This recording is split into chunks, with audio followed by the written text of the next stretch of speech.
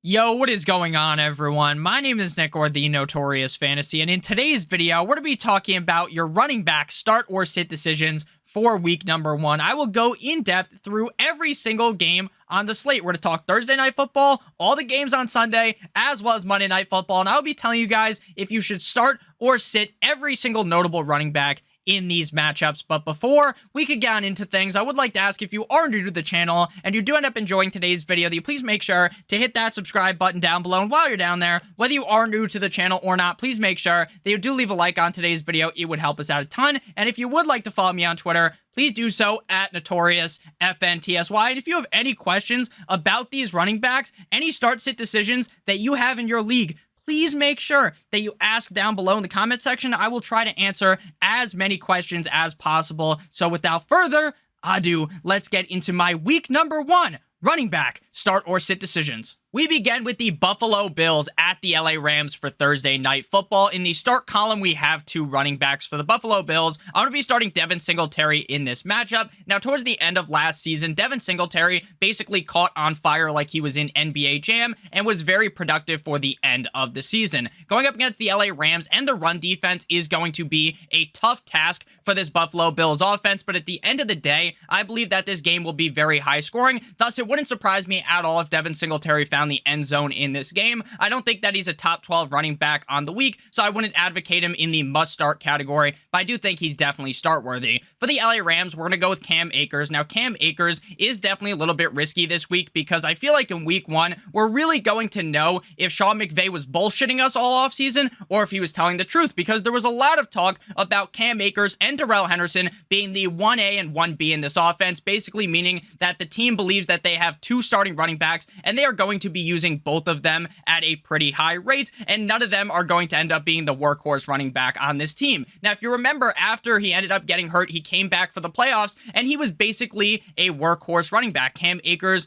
was being the guy seeing a majority amount of snaps. So we will see in this game if this is going to be a Cam Akers-led backfield or if this is going to be a 1-2 punch type of deal with Akers and Darrell Henderson in week number 1. Since you drafted Cam Akers so highly, it's pretty likely that you're going to have to play him, and I'll believe in him this week up against the Buffalo Bills. But again, this is far from a lock for him to have a humongous game. For the sits, we're going to sit down Darrell Henderson because, again, while I do think there is a chance that they do use him pretty heavily in this offense, I would rather just bench him this game, and then maybe in week number 2, if we see that he has high usage, then we go ahead and roll Darrell Henderson out in week number 2. James Cook is a guy that I haven't really drafted all that much in the offseason. I wasn't really excited about him. I know he does have a role on this team on third down, right? He's the pass catching back on this team, but how fruitful is that going to be? We shall see at the start of the season, but for right now, I'm going to be sitting down James Cook. Next up, we move to the first matchup on Sunday of the New Orleans Saints at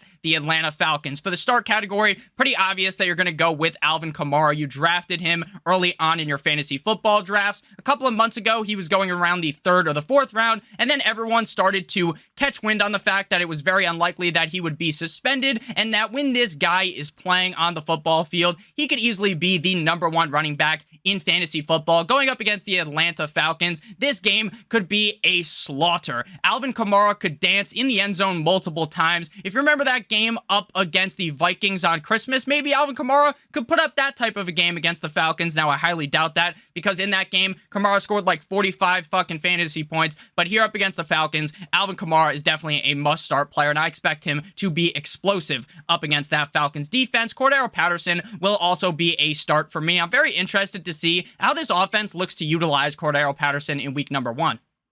Are we going to be seeing Tyler Algier work as the number 1 running back on the team, and Cordero Patterson's kind of just running out wide, and then they design some plays to hand the ball off to Cordero Patterson? Or is this going to be Cordero Patterson is the running back 1 seeing all the touches, and then he also goes out wide as well, and then Algier kind of mixes in? I'm interested to see that, but I think in week number 1, the Saints are probably going to be absolutely torching them. Thus, the Falcons have to throw a lot late in games, and while that isn't great for a lot of running backs, for Cordero Patterson, who is an excellent pass catcher, I expect him to have a solid game up against the Saints. I will be sitting down Mr. Mark Ingram. Mark Ingram really doesn't have all that much use when Alvin Kamara is there. Ingram's definitely an above average handcuff, but he's not a guy you want to be playing when Kamara is healthy. So we're going to go ahead and sit down Mark Ingram. And then Tyler Algier, maybe it does appear that he gets more touches like I was talking about a little bit earlier. And maybe Tyler Algier becomes a start-worthy player up against worse defenses. But here, up against the Saints in week number 1, I would look to sit him down. Next up, we move to the Cleveland Browns at the Carolina Panthers. The Baker Mayfield revenge game narrative for the Browns here. We're going to be starting both 9-inch Nicholas Chubb as well as Kareem Hunt. I am pretty interested in this game as well to see the utilization of Kareem Hunt, because this is going to be an offense that probably isn't all that sexy without Deshaun Watson playing quarterback. With Jacoby Brissett, things might look very, very bad. And Jacoby Brissett isn't necessarily a quarterback, at least in my mind, that I think of as some type of dump-off machine where he's going to throw the ball to Kareem Hunt a lot. When Baker Mayfield was the quarterback of the Browns, he would check the ball down to Kareem Hunt. So I'm interested to see how Jacoby Brissett does in this scenario. The Panthers defense isn't all that amazing, but neither is Jacoby Brissett. So I'm kind of looking to see what happens here before I really pump up Kareem Hunt. I would start a lot of other running backs over Hunt, but I do think he's start worthy up against the Panthers. And even if the Browns are down, Nick Chubb is just so good that they're just going to run the ball a million times with him in the game regardless. I assume that's going to be the game plan with Jacoby under center. So I like Nick Chubb up against the Panthers. For the Panthers, it's kind of a no fucking brainer, right? You draft Christian McCaffrey, number 2 overall. Most likely you are going to play him. This guy has game-breaking potential in fantasy football. He's one of the few running backs that can genuinely put up 40 points in a game, and it wouldn't surprise me at all. Now, the Browns defense is pretty solid up against the run, but he is Christian McCaffrey, and good running backs are good even against good run defenses. So I expect McCaffrey to go balls to the wall here up against the Cleveland Browns. For the other Carolina Panthers running back, they have a couple of running backs on that team. Chuba Hubbard is the guy that I will name in this video. I don't think he's start worthy at all when McCaffrey is healthy. They clearly just want to use a workhorse running back. Christian McCaffrey comes out for like 3 plays a fucking game on offense. So I like McCaffrey a lot in this matchup, but I'm sitting down Mr. Chuba Hubbard. Next up, we move to the San Francisco 49ers at the Bears, the Chicago Bears. For the 49ers, I'm going to fire up Elijah Mitchell. Now, I have been someone all draft season for the last couple of months who has not really talked too positively about Elijah Mitchell. And it's not because I think Elijah Mitchell is a bad player, but it's because Kyle Shanahan scares me. Kyle Shanahan will take some random fan in the crowd and play him as the running back. He doesn't give a shit who the running back is on the team. And if Elijah Mitchell falters slightly, it wouldn't surprise me if Jeff Wilson or Tyrion Davis-Price take the reins and become the lead back on the team. So that makes Elijah Mitchell a very scary player. Now, they're going up against the Bears, and this is not the Bears defense of the past that would pretty much scare me away from playing Elijah Mitchell. That's not that Bears defense. So this week 1, I'm assuming Elijah Mitchell's the starter. Everything I've read has told me Elijah Mitchell is the starter, and he could have a fantastic showing up against the Bears. For the other 49ers running backs, Jeff Wilson as well as the other players will be a sit for me, because the 49ers do want to use one main running back. The biggest question is, though, which running back will that be? Right now, I think it will be Elijah Mitchell. For the Bears, David Montgomery going up against the 49ers run defense is very bad. Mix the matchup with the fact that there has been some negativity coming towards David Montgomery. A lot of reports I've seen are kind of pro Khalil Herbert. Now, I don't think Khalil Herbert is going to start over David Montgomery as the lead back on the team, but could Khalil Herbert carve out a nice enough role in this offense? Maybe, and that could derail David Montgomery. So for week 1 up against the Niners, I would definitely look to sit down David Montgomery. Next up, we move to the Pittsburgh Steelers at the Cincinnati Bengals. And in this one, we'll keep it short like Kyler Murray. I'm not here trying to give some crazy breakdown as to why you want to start Najee Harris and Joe Mixon. In a lot of drafts, both of these players are first-round picks, and if they weren't first-round picks, they were early second-round picks. Najee Harris has had a lot of negativity kind of pushed towards him recently because of the fact that maybe the Steelers' offense isn't going to be all that great.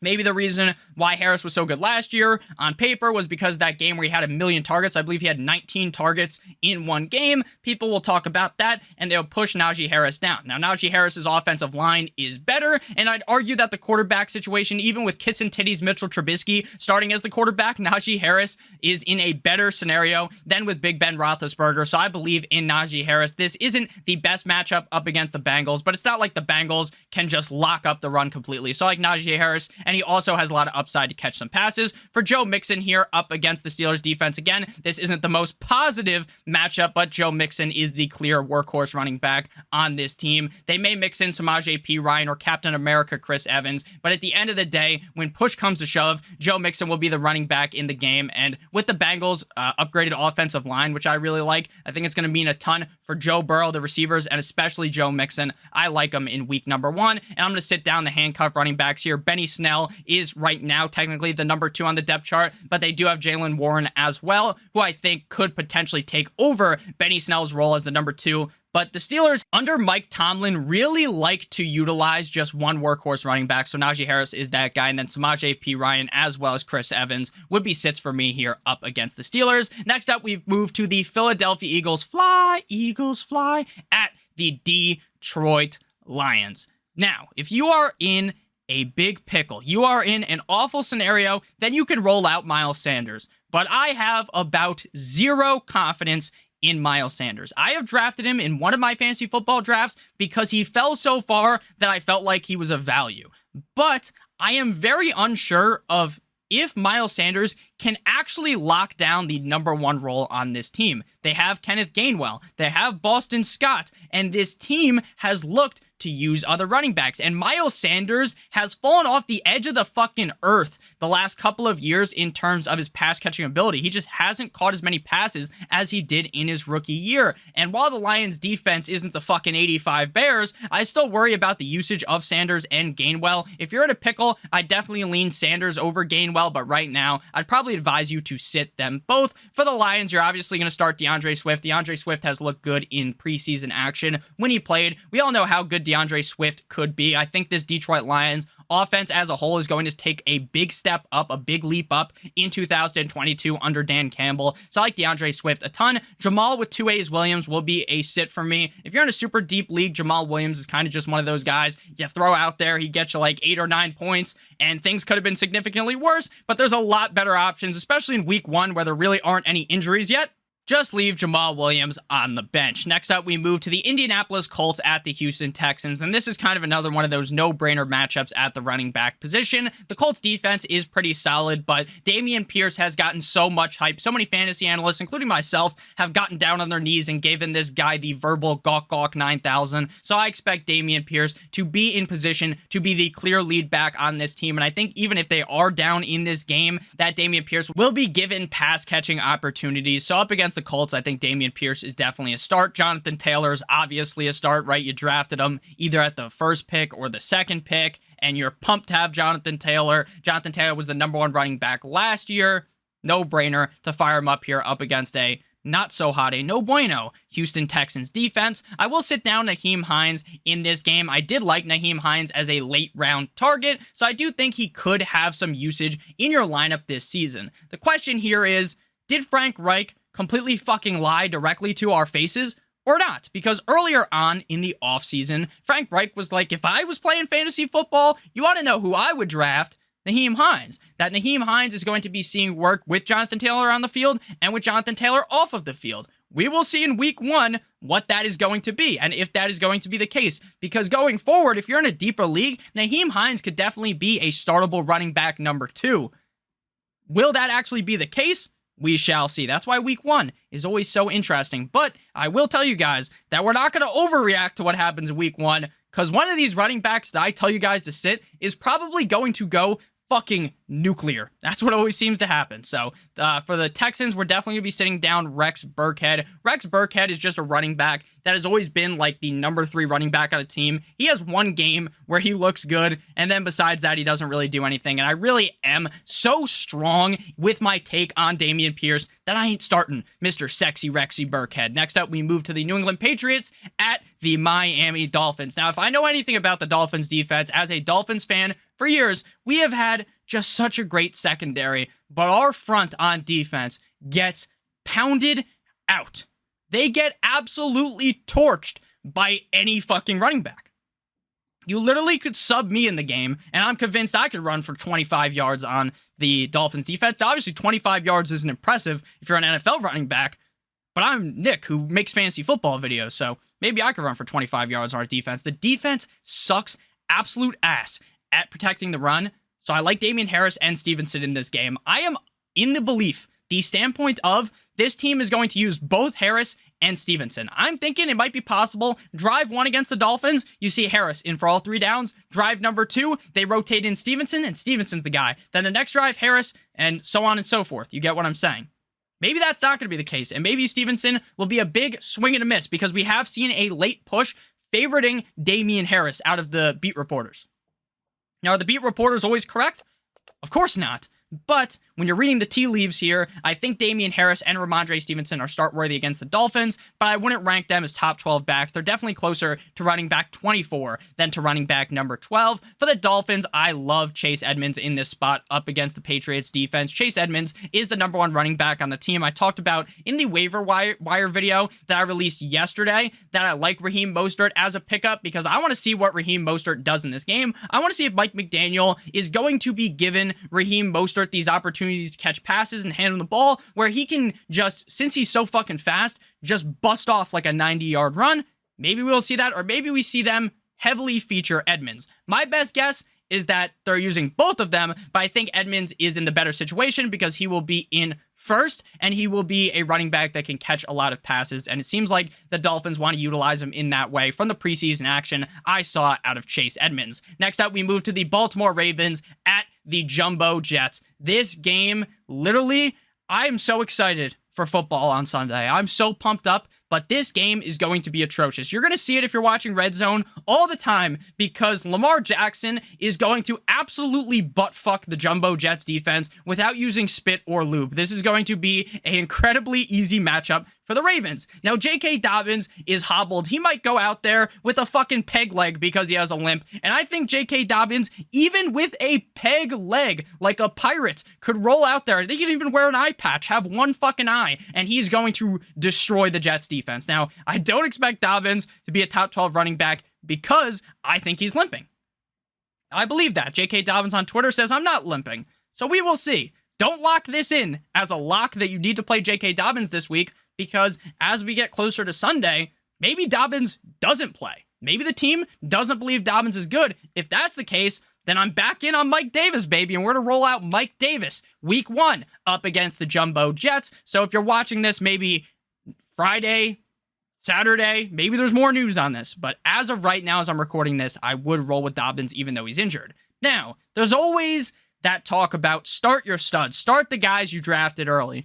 Breece Hall against the Ravens defense seems like probably a stupid play. Honestly, whatever defense they drew their week 1 matchup up against, I would have told you to sit Breece Hall because I want to see what happens. Is Breece Hall this featured running back, or is Michael Carter going to come in and fuck this guy's day up? I think it's possible. I think that is almost a guarantee for week 1. Now, by week 8, 10, can Breece Hall break free, be soaring, be flying like he's Troy Bolton, and be the clear lead running back on this Jets team? Definitely.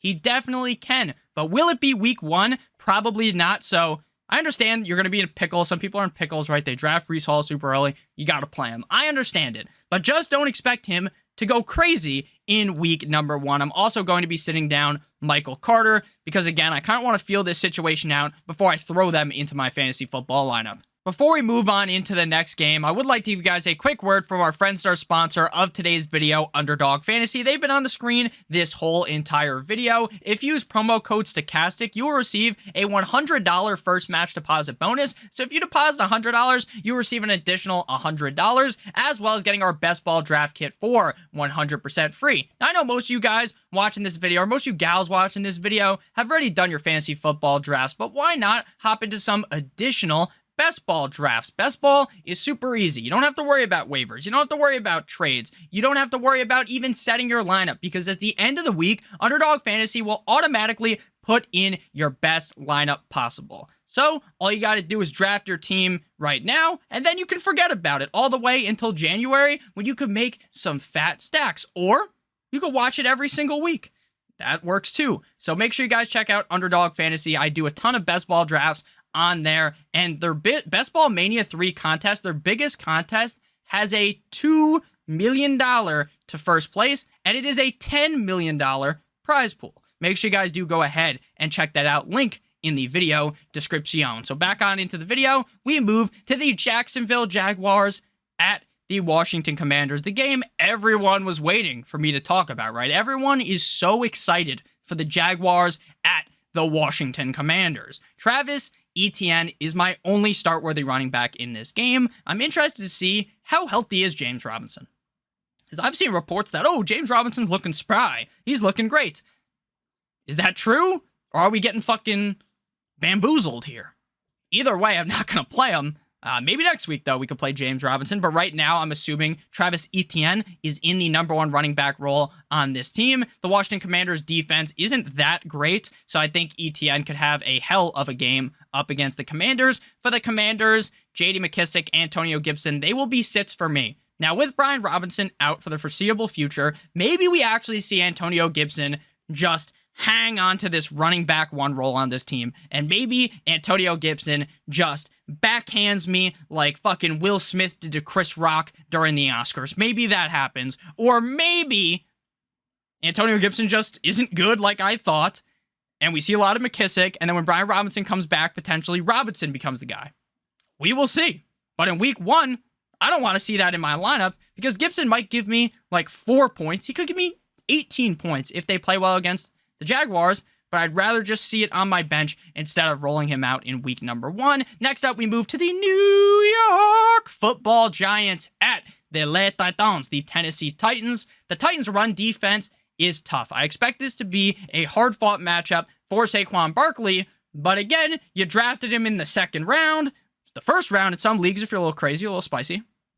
So you better believe that this guy's good enough to play good up against a tough run defense. That's why you fucking drafted him so highly, because he's that good. I am under the belief that Saquon is back. Saquon is back, like when Cam Newton ran to the end zone, he yelled, "I'm back," but he wasn't actually back. Cam Newton was not back. He was far from back. But Saquon Barkley is back. And up against the Tennessee Titans, I'm firing him up. I don't expect the top 12 week, but I expect him to be usable. Derrick Henry against the Giants front.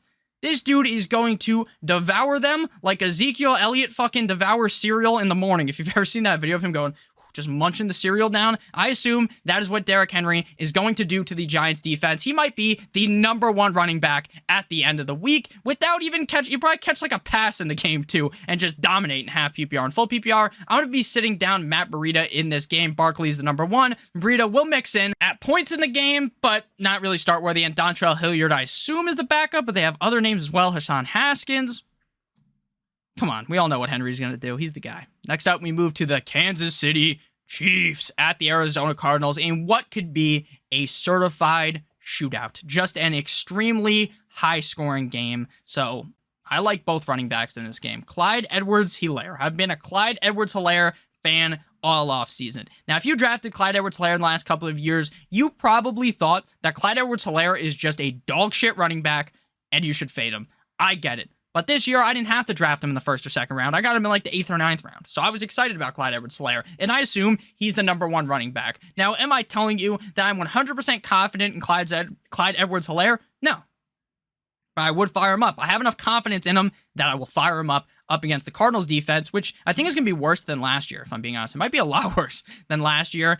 James Conner going up against the Chiefs. James Conner is the lead back. I've been a big fan of James Conner all offseason long as well. Banging the drum for him. I really think that he is going to be seeing so much work in this offense. So I'm sitting down Darrell Williams, Eno Benjamin, and I would sit down Jerick McKinnon and whoever the number 2 running back is on that team. I assume right now it's McKinnon, but you never really know. Maybe it's Isaiah Pacheco. We'll see. Week 1 is going to be very exciting so we can see the role of these players. Next up, we move to the Las Vegas Raiders at the Los Angeles Chargers.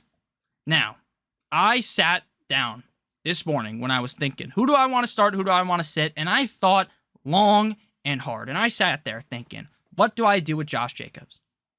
Because I think Josh Jacobs might be in a glorified committee, and Josh Jacobs might be awful against the Chargers. But then I also started thinking, Josh Jacobs catches passes now. Josh Jacobs going up against the Chargers, this should be a high-scoring game. Josh Jacobs could easily leap into the end zone in this game. Now, the Chargers' defense is tough. The Chargers, in my opinion, have one of the best defenses in all of the National Football League.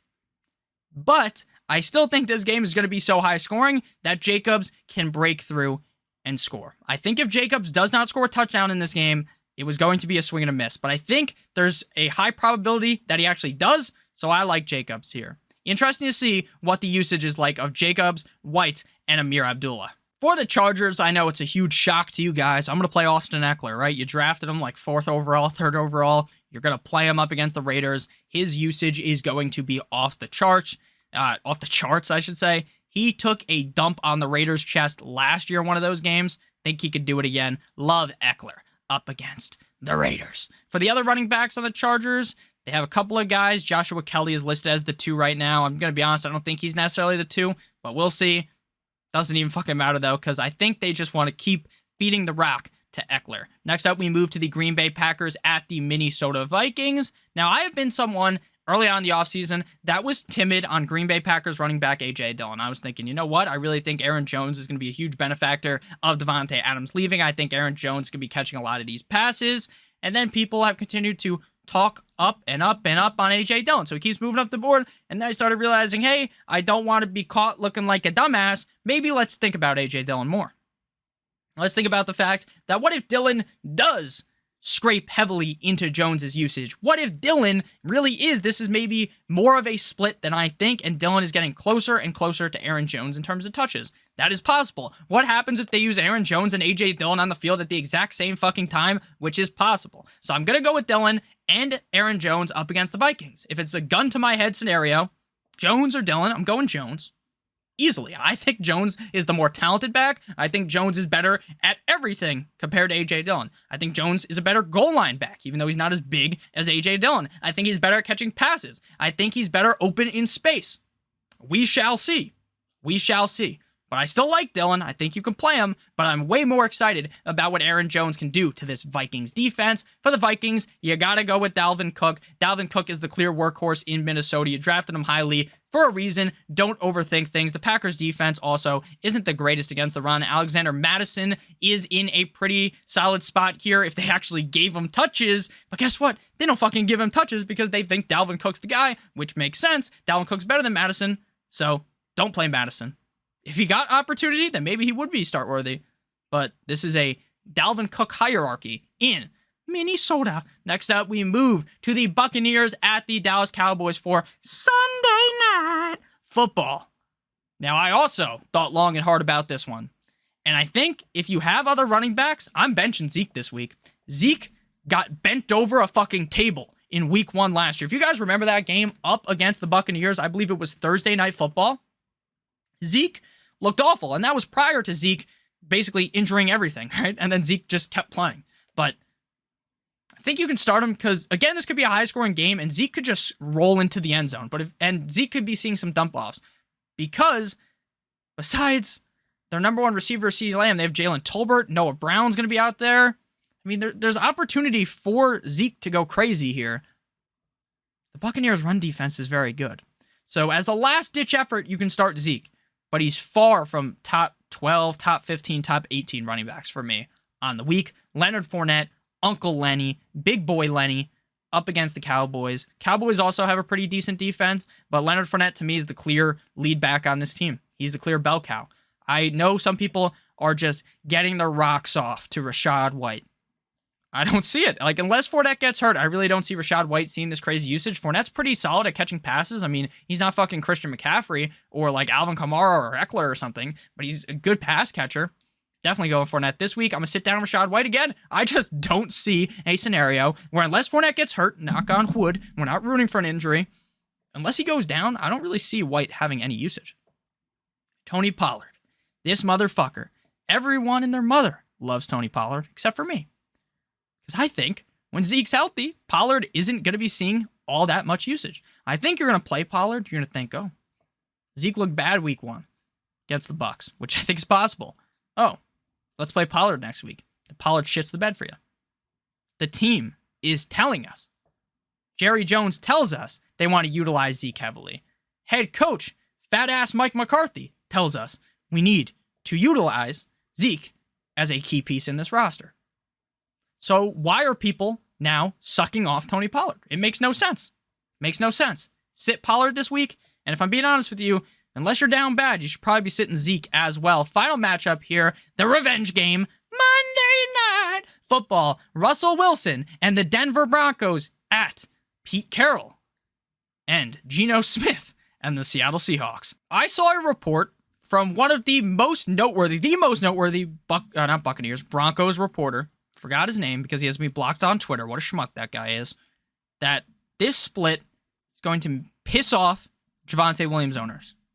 Now, I've thought this, I've moved on this, I've went so into Melvin, and then I was pivoted back on Melvin, went more into Javonte. I'm still on the standpoint that Melvin Gordon could absolutely skull fuck Javonte Williams on the season. This week against Seattle, this game, they could run up the score. They could, metaphorically, maybe even literally, take a shit on the chest of the Seattle Seahawks. Pete Carroll's going to be on the sideline, chewing gum aggressively while they are getting pounded, okay? I expect the Broncos to run train on the Seahawks. I expect Javonte Williams to score, and I honestly expect Melvin Gordon to score. I think this is going to be a blowout.